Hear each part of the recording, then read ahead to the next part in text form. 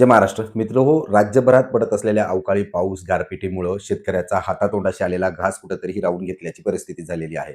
अशातच शेतकऱ्याला आस लागलेली आहे की खरीपचा पण जो काही पिकं आहे त्याचे याच अवकाळीमुळं हातातोंडाशी आलेले निघून गेलेत आणि रब्बीची ही तीच अवस्था होत असताना कुठंतरी आर्थिक पाठबळ त्याला दिलं पाहिजे, मिळालं पाहिजे अशी अपेक्षा आहे. परंतु आपण पाहतोय की शेतकऱ्यांनी पीक विमा उतरवलेला आहे, परंतु वैयक्तिक क्लेमवरती किंवा वैयक्तिक नुकसानीला पीक विमा दिला जात नाही, त्याचं संरक्षण मिळत नाही. मग अशातच शेतकऱ्याला आता आशा लागलेली आहे सरकारकडनं, की सरकार यामध्ये शेतकऱ्याच्या मदतीला धावून येतंय का? कुठलं आर्थिक पाठबळ देतंय का? कुठले अनुदान देतंय का? याची सविस्तर चर्चा या व्हिडिओमध्ये करणार. त्यासोबतच आता सध्या सुरू असलेलं अर्थसंकल्पीय अधिवेशन आहे. यामध्ये कुठला आमदार, खासदार आणि लोकप्रतिनिधीद्वारे याबद्दल काही प्रश्न विचारले जातील का? त्याचे समाधानकारक उत्तर मुख्यमंत्र्यांकडून मिळतील का? याची सविस्तर चर्चा या व्हिडिओमध्ये करणार आहोत. त्यामुळे व्हिडिओ शेवटपर्यंत बघा आणि हा व्हिडिओ त्या शेतकरी मित्रांपर्यंत जाऊ द्या, ज्याचं अवकाळीमुळं शेतपिकाचं किंवा फळबागेचं नुकसान झालंय. तर मग माहितीला सुरुवात करूया.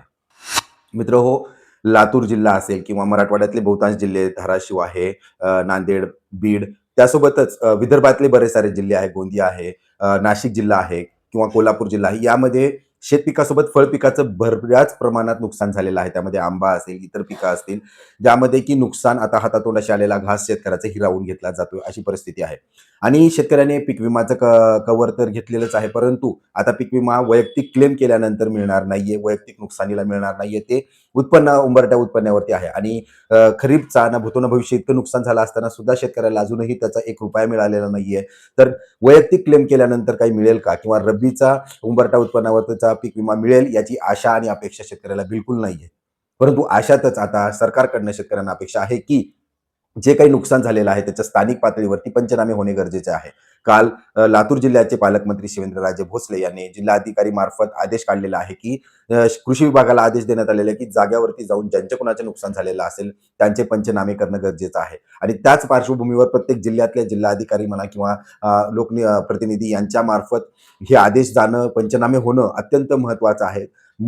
मदत काय मिळते, अनुदान कुठल्या स्वरूपात येतंय, पीक विमा लागू होतोय, हे नंतरच्या गोष्टी आहेत. परंतु आज घडीला पंचनामे होणं गरजेचं आहे. शेतकऱ्यांना वैयक्तिक क्लेम करून पीक विमा तर मिळणार नाहीये, परंतु स्थानिक पातळीवरती जर तुम्ही तुमच्या कृषी विभागाशी संपर्क साधला आणि त्यांना जर का तुम्ही बांधावरती नेऊन तुमचे झालेले जे नुकसान आहे त्याचा पंचनामे करण्याचा आग्रह केला आणि पंचनामे जर करून घेतले तर तुम्हाला नक्कीच याबद्दल मदत मिळेल. त्यासोबतच आता जे काही अर्थसंकल्पीय अधिवेशन चालू आहे त्यामध्ये जर का कुणी लोकप्रतिनिधीने आवाज उठवला आणि त्यामध्ये सरकार या आपत्तीसाठी किंवा रब्बी पिकामध्ये जे अवकाळी पाऊस आहे किंवा गारपीट आहे, वारा आहे, त्यामुळे जे झालेलं नुकसान आहे त्यासाठी जर बजेटमध्ये किंवा अर्थसंकल्पामध्ये तरतूद करत असेल तर नक्कीच त्याचा फायदा शेतकऱ्याला होणार आहे.